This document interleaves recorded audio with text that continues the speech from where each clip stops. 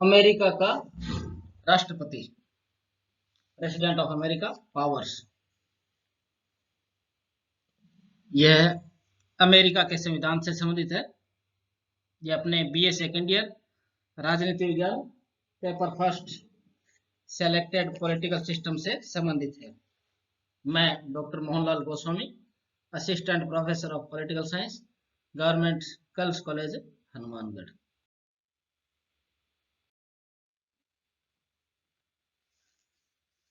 अमेरिकी संविधान निर्माता राष्ट्रपति को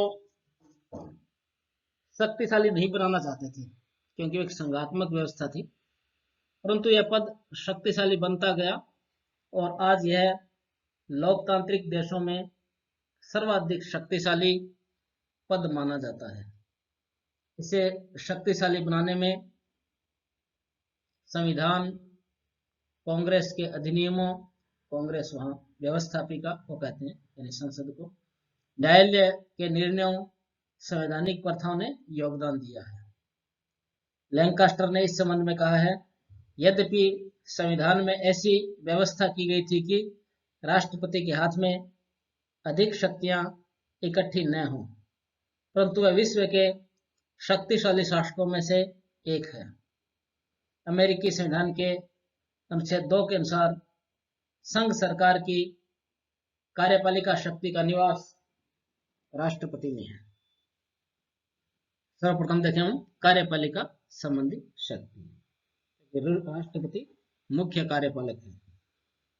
राष्ट्रपति को शासन के विभिन्न क्षेत्रों में अनेक शक्तियां प्राप्त हैं, परंतु वह मूल रूप से कार्यपालिका संबंधी कार्य ही करता है। ओग व रे ने अपनी पुस्तक इंट्रोडक्शन टू अमेरिकन गवर्नमेंट में लिखा है, राष्ट्रपति विधायी क्षेत्र में पथ प्रदर्शक व सहकर्मी हो, दल का नेता हो, राष्ट्रीय हितों का सामान्य संरक्षक हो या चाहे अन्य जो भी कुछ भी हो, इससे पहले वह कार्यपालिका ही है। इस क्षेत्र में उसकी शक्तियां इस प्रकार से हैं। सर्वप्रथम शांति व्यवस्था बनाए रखना। संघ सरकार के अध्यक्ष होने के नाते राष्ट्रपति की विशेष जिम्मेदारी है कि वह पूरे देश में शांति व्यवस्था की स्थापना करे। इसके लिए वह राज्यों में संघीय सेना भेज सकता है। यदि किसी राज्य में अशांति की स्थिति पैदा हो जाती है तो उस राज्य का विधानमंडल या राज्यपाल राष्ट्रपति से संघीय सेना भेजने की प्रार्थना कर सकता है और राष्ट्रपति प्रार्थना स्वीकार कर लेता है। यह इसका पहला काम है। दूसरा, कानून व न्यायिक निर्णयों को लागू करना। संविधान के अनुसार राष्ट्रपति की जिम्मेदारी है कि वह कांग्रेस द्वारा बनाए गए कानूनों को लागू करे। संधियां व समझौते भी कानून के अंतर्गत आते हैं। राष्ट्रपति इन्हें लागू करता है। संघीय न्यायालय के पास पुलिस या सैनिक शक्ति होती है, जिसके द्वारा अपने निर्णय को व्यवहार में लागू करवा सकता है। यह कार्य राष्ट्रपति करता है। राष्ट्रपति अटॉर्नी जनरल, संघीय नौकरशाही, न्याय विभाग, सेना इत्यादि की मदद से यह कार्य करता है। तीसरा, प्रशासन का कुशल संचालन। राष्ट्रपति कार्यपालिका का सर्वोच्च अधिकारी है, अतः प्रशासन के सभी विभागों का संचालन उसके नियंत्रण व देखरेख में होता है। यह उसका अधिकार है कि उन्हें आवश्यक निर्देश, प्रशासनिक आदेश दें व जरूरी हो तो अध्यादेश, ऑर्डिनेंस भी लागू करें। अध्यादेश यानी अगर जिसमें कांग्रेस का अधिवेशन नहीं होता हो और कोई जरूरी होता है तो उस पर कानून के समान एक अध्यादेश जारी किया जाता है और बाद में वो कांग्रेस से पास कराया जाता है। अगर पास नहीं होता तो रद्द हो जाता है। नियुक्ति व पदमुक्ति। राष्ट्रपति दो प्रकार की नियुक्तियां करता है। वे उच्च पद जिन पर राष्ट्रपति सीनेट के अनुसमर्थन से नियुक्ति करता है। यह राजदूत, आयोगों के अध्यक्ष व सदस्य, सेना के तीनों प्रमुख अधिकारी, इसमें राष्ट्रपति सीनेट की शिष्टता, सीनेटोरियल कर्टसी का ध्यान रखते हैं। सीनेट की शिष्टाचार, इसका हमने एक अलग वीडियो इसमें समझाया है क्या है। वे पद जिन पर राष्ट्रपति या सहयोगियों की मदद से नियुक्ति करता है, संविधान में इनका वर्णन नहीं है, अतः कांग्रेस यह बताती है कि कौन से पद इस श्रेणी में होंगे। कांग्रेस के अनुसार अनेक राजकीय कर्मचारियों की नियुक्ति लोक सेवा आयोग द्वारा की जाती है, अतः राष्ट्रपति की नियुक्ति एक औपचारिकता है। जहां कार्यपालिका क्षेत्र में नियुक्ति करता है, वह उन पदाधिकारियों को पद से हटाने का अधिकार भी है। न्यायालय निहित शक्तियों के सिद्धांत के आधार पर राष्ट्रपति को अधिकार सौंपता है। मंत्रिमंडल संबंधी शक्ति, मंत्रिमंडल समझने की सुविधा के लिए रखा गया। मंत्रियों को वहां सेक्रेटरी या सचिव कहा जाता है। यह नियुक्तियां सीनेट के अनुसमर्थन से की जाती है। व्यवहार में वह मंत्रिमंडल या सचिवों का स्वामी होता है। वह नीतियां निर्धारित करता है। जरूरी होने पर किसी सचिव को पद से मुक्त कर सकता है। इस संस्था का निर्माण राष्ट्रपति के व्यक्तिगत प्रयासों से हुआ है। संविधान में सचिवों वगैरह का वर्णन नहीं है। सेनाओं का प्रधान सेनापति, अनुच्छेद 2 के अनुसार राष्ट्रपति अमेरिकी सेनाओं का सर्वोच्च सेनापति है। कांग्रेस राष्ट्रपति की सेवाओं पर 2 प्रकार से नियंत्रण रखती है। युद्ध की घोषणा का अधिकार कांग्रेस को है। दूसरा, सेनाओं के लिए आवश्यक धन की व्यवस्था कांग्रेस करती है।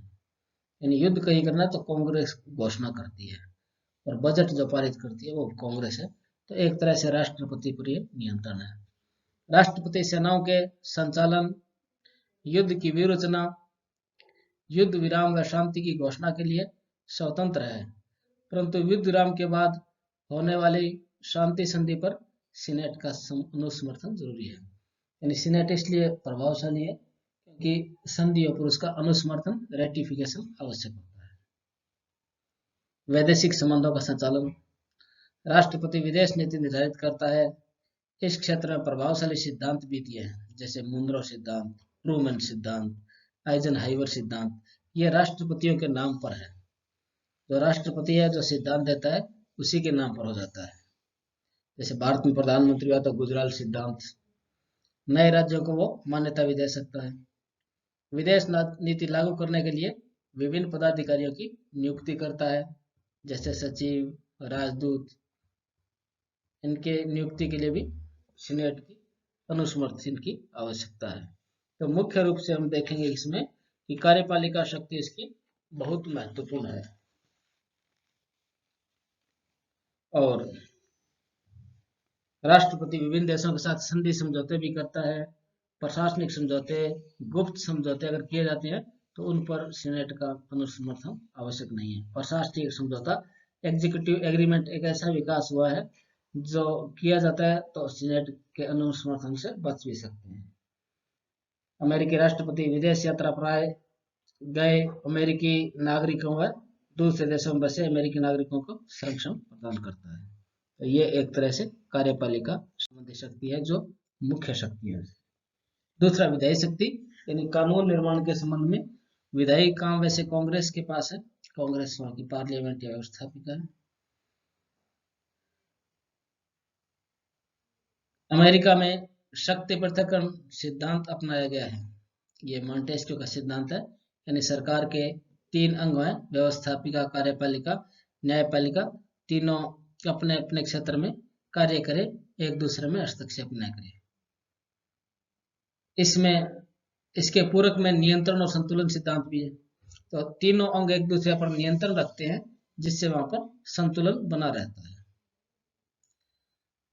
राष्ट्रपति विधि निर्माण में प्रत्यक्ष भाग नहीं लेता, कानून निर्माण में भाग नहीं लेता, परंतु वो कांग्रेस को संदेश भेज सकता है, विधेयकों पर वीटो का प्रयोग कर सकता है, यानी परमिशन देने के लिए देरी कर सकता है, या उसको देरी परमिशन नहीं देता कुछ विशेष समय के लिए। आगे हम चर्चा भी करेंगे बाद में इसकी। तो कांग्रेस को सबसे बड़ा इसमें संदेश भेजना है। संविधान के अनुसार राष्ट्रपति कांग्रेस को संदेश भेज सकता है, जिसमें वह देश की समस्याओं व परिस्थितियों की ओर कांग्रेस का ध्यान आकर्षित करता है।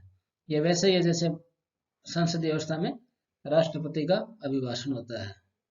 कांग्रेस को सुझाव देता है कि इनके समाधान के लिए किस तरह से कानून बनाए जाने चाहिए।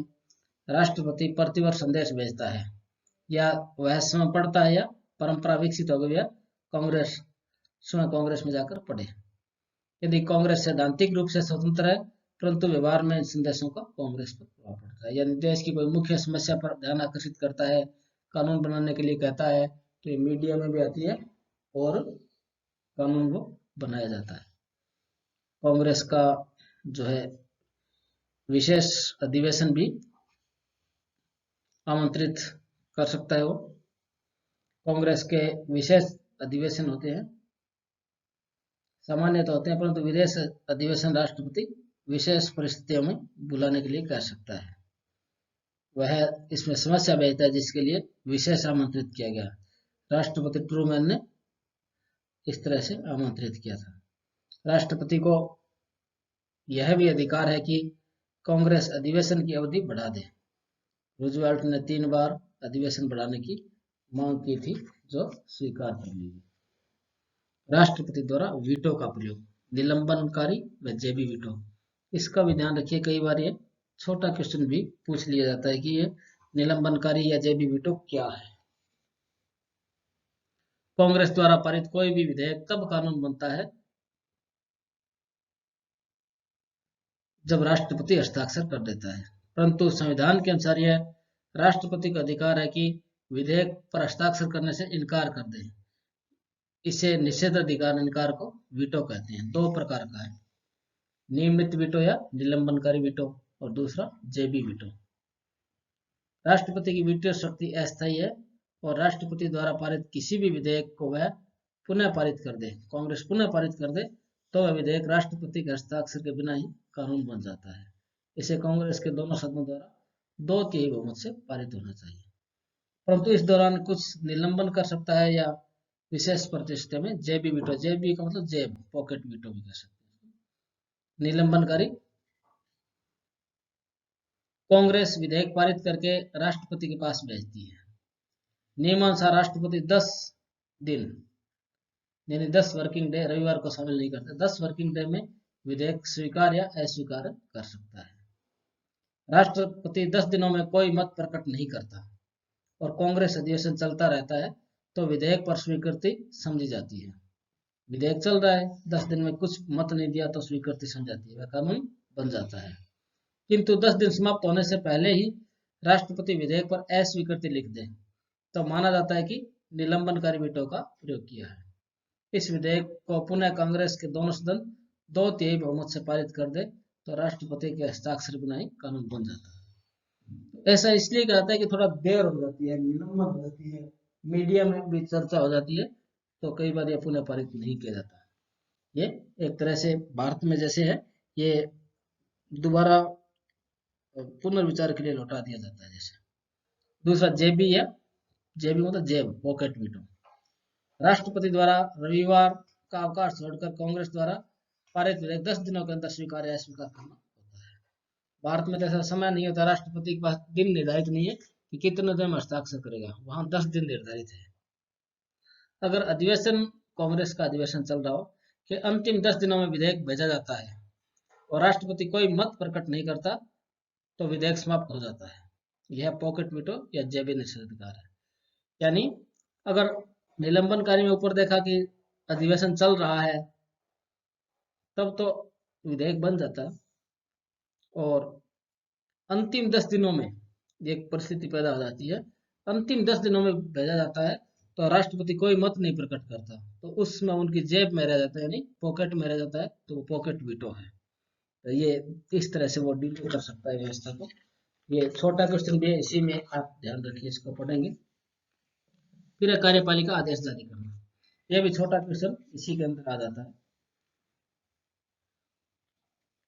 कांग्रेस समय की कमी व कार्य की अधिकता के कारण प्रत्येक मामले में कांग्रेस कानून की रूपरेखा तैयार करके देती है। हम्म, वह विस्तार से निर्णय एवं उप निर्णय बनाने का कार्यपालिका पर छोड़ देती है। यानी कांग्रेस ने एक रूपरेखा बना दी, जैसे महिलाओं को 20% आरक्षण देना है, बाकी काम कार्यपालिका पर छोड़ दिया। इसे इस आधार पर राष्ट्रपति प्रदत्त व्यवस्थापन का कार्य करता है, डेलीगेटेड लेजिस्लेशन इसको कहा जाता है। ये संसदीय व्यवस्था में भी होता है। यहाँ विभिन्न विभागों के लिए जो नियम व उप नियम बनाए जाते हैं उन्हें कार्यपालिका आदेश कहा जाता है। इनको इनकी रोल भी कानून के समान ही होता है।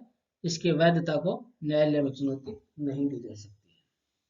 ये कार्यपालिका आदेश भी छोटा क्वेश्चन पूछा जाता है। अन्य साधन, राष्ट्रपति विभिन्न साधनों द्वारा भी विधि निर्माण को प्रभावित करता है, जैसे अपने राजनीतिक दल के सदस्यों से मनचाहे विधेयक प्रस्तुत करवाता है, क्योंकि वो एक पार्टी विशेष से जुड़ा होता है, उससे प्रस्तुत करवाता है, या विवादास्पद विधेयक संशोधित करवाता है। वह अपने अधिकार द्वारा कांग्रेस सदस्यों को लाभ पहुंचाता है। वह ऐसा वर्ग तैयार करता है जो विधायी कार्य में इसकी सहायता करे। इसके अलावा जनमत के साधन मीडिया के माध्यम से भी अपील करता है, जिसका कांग्रेस पर प्रभाव पड़ता है।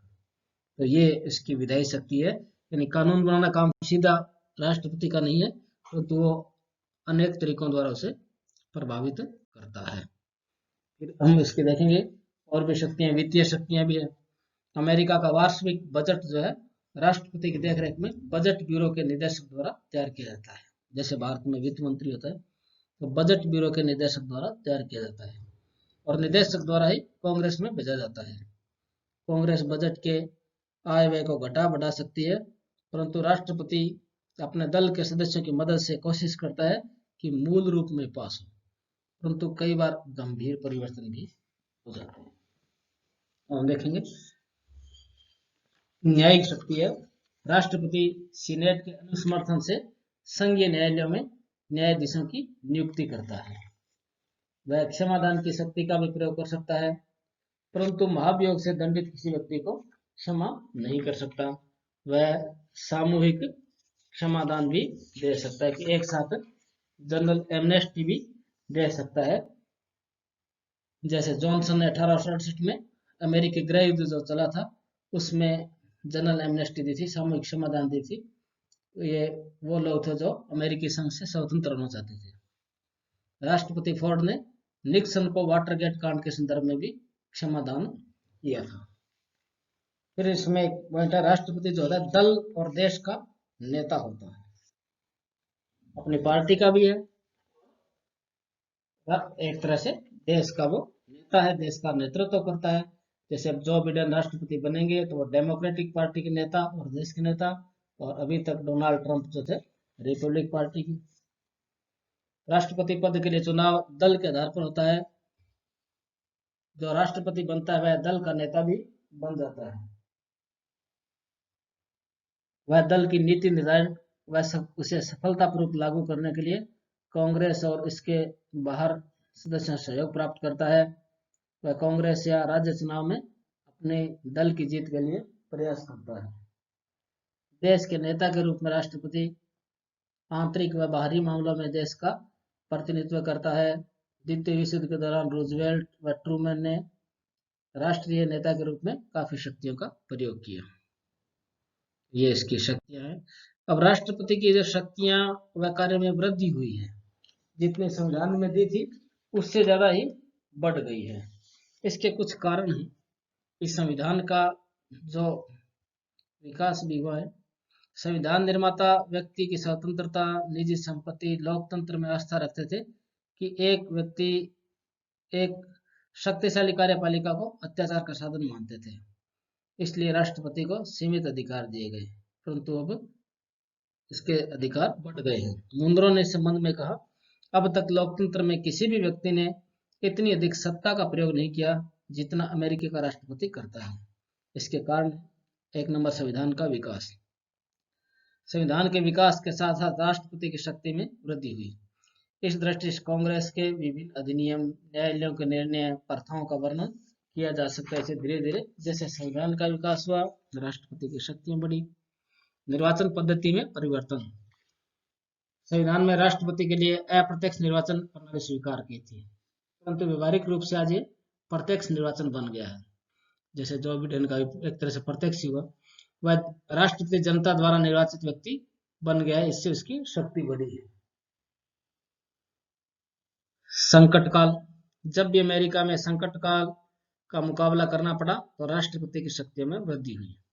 ऐसे समय में जनता व कांग्रेस ने इसे अत्यधिक शक्तियां सौंप देती है, जैसे प्रथम और द्वितीय विश्व युद्ध में, आर्थिक मंदी, शीत युद्ध, अब जैसे कोविड-19 का दौर चल रहा है, तो ऐसे समय में भी डोनाल्ड ट्रंप ने काफी शक्तियों का प्रयोग किया और उसमें जनता चाहती है कि इस तरह से पेंडेमिक से बचाव हो, तो ज्यादा शक्तियां प्रयोग करता है।